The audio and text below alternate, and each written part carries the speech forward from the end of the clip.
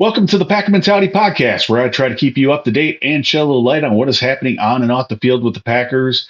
To my loyal listeners and viewers, thank you for your continued support and engagement. Your participation has been instrumental in the growth of this channel. If you haven't already, please take a moment to subscribe, leave your comments, and connect with me on social media at Packer Mentality.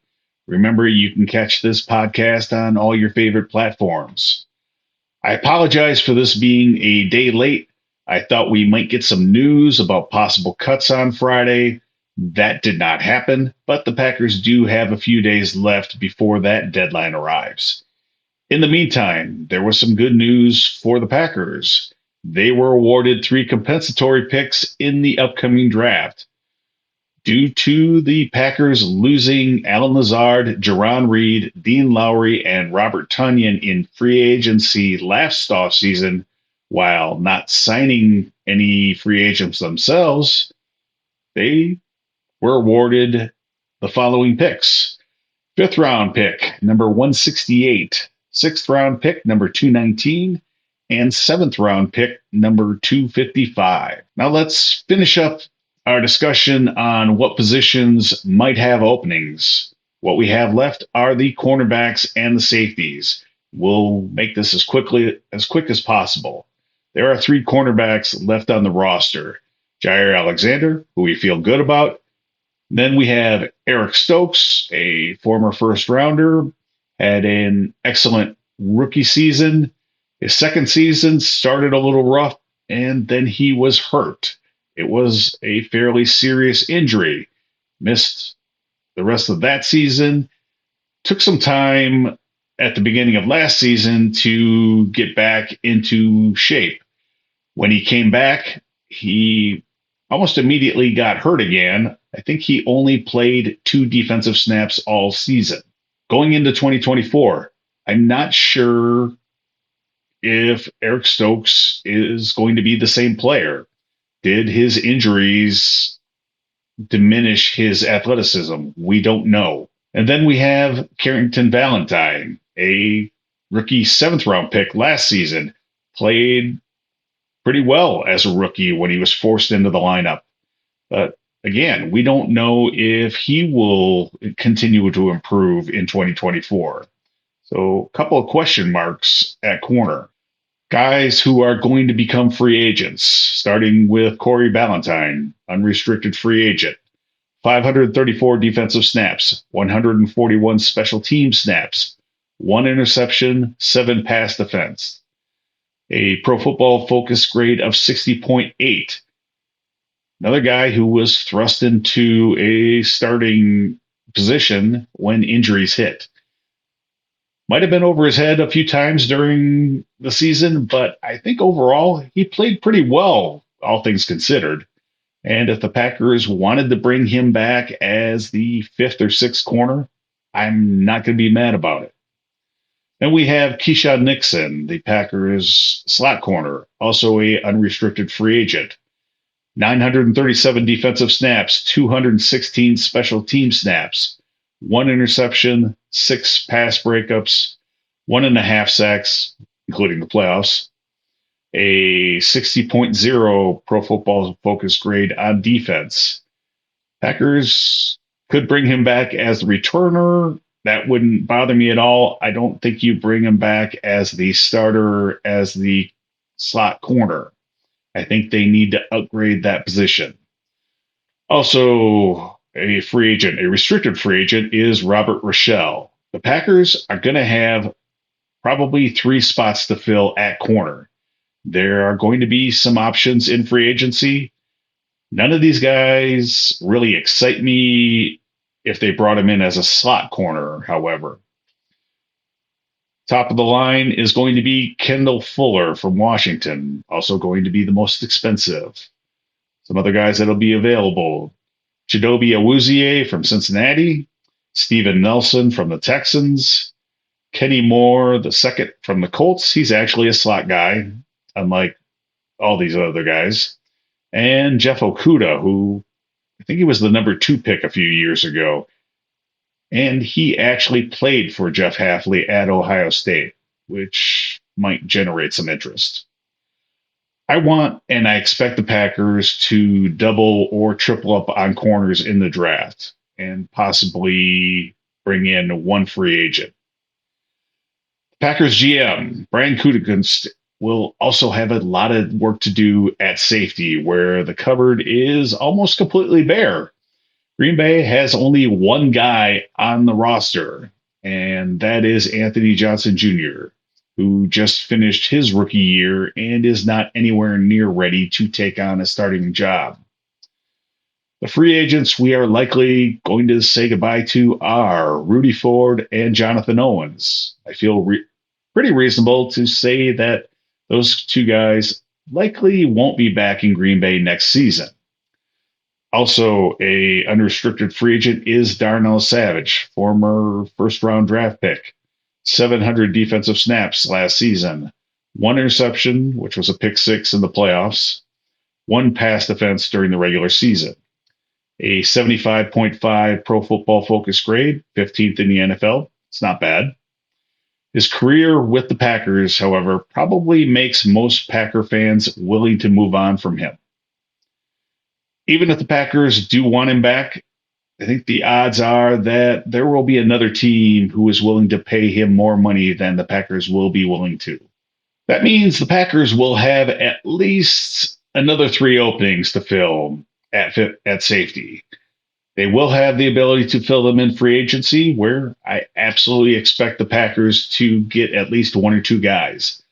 Luckily, there are going to be some interesting options available. Some of the names to remember and keep an eye on that I like, and I hope the Packers make a run at. Those guys are Xavier McKinney from the Giants, Julian Blackman from the Colts, and Jordan Fuller from the Rams. Those are the guys I would like them to go after. There will be a lot of other options out there, though, and I don't think the Packers can wait to pick up bargain basement guys. The safety position in Jeff Hafley's defense is too important. The post safety can't be just anyone. He's got to have great speed, great athleticism. He's got to have great instincts and a high football IQ. I'd like to see the Packers pick up one of those three free agents plus draft a safety in the first two rounds. They could definitely double up on safeties in the draft, and that would not surprise me at all. So let's get to the mock draft. We are back in the Pro Football Focus mock draft simulator. Since the compensatory picks are now in the system, we are going to go 7 rounds. Let's get it started. At pick number 25, have Graham Barton, the tackle from Duke, got Peyton Wilson, the linebacker from North Carolina State, and Brian Thomas Jr., wide receiver from LSU, are the top options. Also, another tackle, Tyler Guyton from Oklahoma. And the Packers could have a vacancy at the linebacker position. Peyton Wilson is a ridiculous athlete, very productive. There are some injury concerns with him, but for the purpose of this mock draft, I think that's the way we're going to go. At pick number 41, I do want to address the safety position. Don't want to take the chance that a guy I like will not be available. Going to go with Javon Bullard, the safety out of Georgia, pick number 41.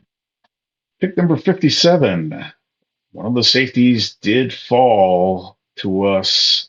Jaden Hicks, the other safety I do like from Washington State. Do we double up at safety in the second round? Or do we draft the heir apparent to Aaron Jones? I think we're going to go with Jonathan Brooks, the running back out of Texas. All right, I've addressed the safety position. I've addressed the linebacker position on defense. Packers will be looking for a slot corner, and there was one right in this area available. Jerrion Jones, the cornerback out of Florida State. At 91, I think the Packers really like Max Melton, or will really like Max Melton. Same family as Bo Melton, and that's where we're going to go. We'll double up at cornerback in the third round. At pick number 126, I think we'll address the defensive line. McKinley Jackson can play the nose or the three technique, 6'2", 325. McKinley Jackson is a quick penetrator on the defensive line, and I think that would benefit the Packers. So we are going with him at pick number 126. At pick number 168, I don't think the Packers will ignore the offensive line in this draft. A guy who played a lot of tackle at a Power 5 school, Walter Rouse, the tackle from Oklahoma, did not give up a sack in 2023. Rouse has been the Sooners' starting left tackle for the last 3 seasons.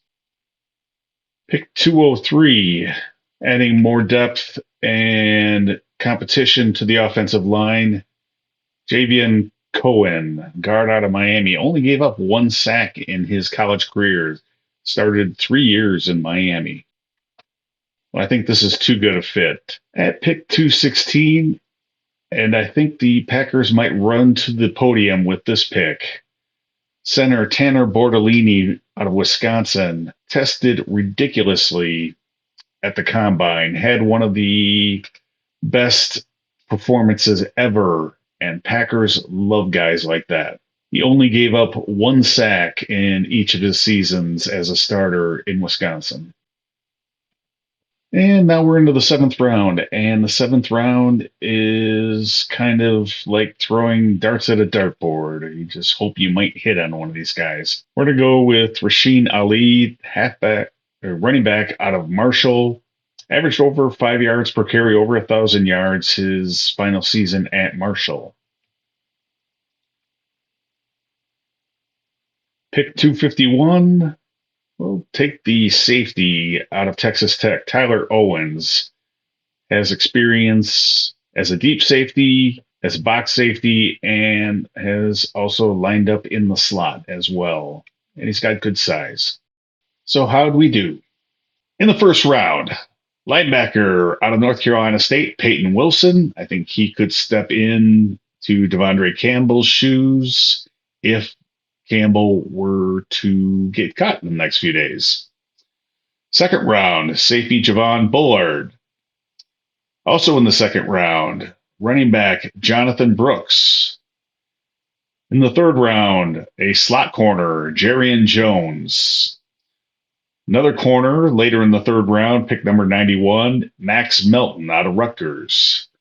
In the fourth round, number 126, a defensive lineman, possibly nose guard, McKinley Jackson out of Texas A&M. Round 5, tackle Walter Rouse out of Oklahoma. Round 6, guard Javion Cohen out of Miami. Also in round 6, Tanner Bortolini out of Wisconsin, who could play center or guard. Round 7, running back Rasheen Ali out of Marshall. And finishing up round 7, safety Tyler Owens out of Texas Tech. I will be back early next week to go over any cuts that the Packers might have made, and we'll start talking about the start of free agency. As we come to the end of this episode, I want to remind you that your thoughts and comments are always appreciated. Feel free to share them in the comment section, and don't forget to subscribe and connect with me on social media. Have a great rest of your weekend, everyone. And remember, go Pack Go.